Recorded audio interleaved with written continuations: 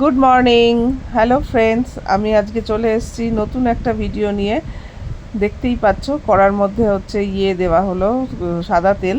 তারপর আমি দিয়ে দিয়েছি হচ্ছে একটু এলাচ আর দারচিনি, এবং এর মধ্যে আমি দিয়ে দিয়েছি সরু সরু করে আলু কেটে, এই আলু ভাজার মতো সাইজ আর কি আলুগুলো।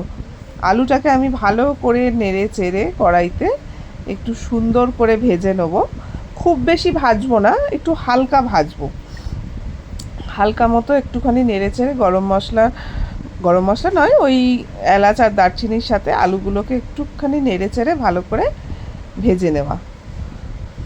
দেন আমি তারপর এর সাথে অ্যাড করে দেবো হচ্ছে পেঁয়াজ কুচি, ঝিরিঝিরি করে লম্বা লম্বা করে কাটা পেঁয়াজ। দেখো আমি এটার মধ্যে অ্যাড করে দিয়েছি। একটু লম্বা লম্বা করে, পেঁয়াজটা একটু বেশি দিলে ভালো হয়, একটু পরিমাণ বেশি।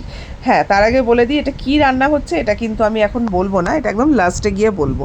আচ্ছা, এইবার দেখো আমি এর মধ্যে অ্যাড করে নিয়েছি কাঁচা লঙ্কা, কেটে নিয়েছি কুচি কুচি করে কাঁচা লঙ্কা, আর তার সাথে দিয়েছি হচ্ছে দেখো ঝিরিঝিরি করে কেটে ক্যাপসিকাম। এইবার এইগুলোকে খুব ভালো মতো করে নেড়ে চেড়ে সুন্দর করে ভেজে নেবো। ঝালটা তোমরা যতটা পরিমাণ খাবে ততটাই দিতে পারো। হ্যাঁ, আর একটা কথা, তোমাদের যদি মনে হয় তো তোমরা এটার মধ্যে কিন্তু হলুদ ইউজ করতে পারো। আমি হলুদটা ইউজ করলাম না, আমি মাঝে মাঝে ইউজ করি, মাঝে মাঝে আবার ইউজ করি না এই রান্নাটাতে। আচ্ছা, এদিকে আমি দুখানা ডিম ফেটিয়ে নিচ্ছি।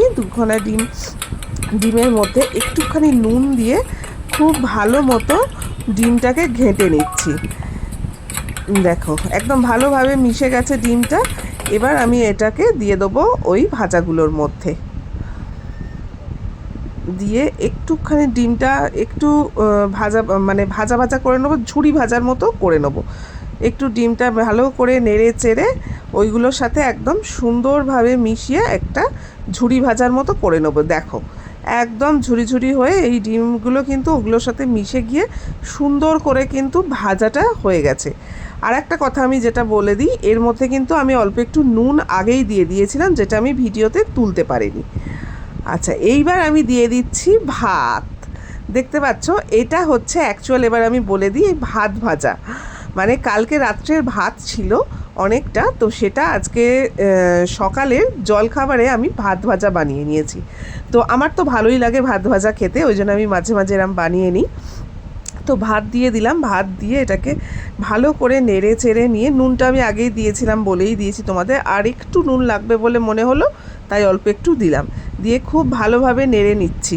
নেওয়ার পর এই আমার রেডি ভাত ভাজা। হ্যাঁ, আর একটা জিনিস দিয়েছি আমি দেখাইনি, সেটা হলো মিষ্টি। মিষ্টি আমি আর একটু দিয়েছি, সেটা কিন্তু এখানে আমি দেখাতে ভুলে গেছি। যাই হোক, ভিডিওটা আজকে এখানেই শেষ করছি। যদি তোমাদের ভালো লেগে থাকে তাহলে একটু প্লিজ লাইক করে দিও আর শেয়ার করে দিও। টাটা।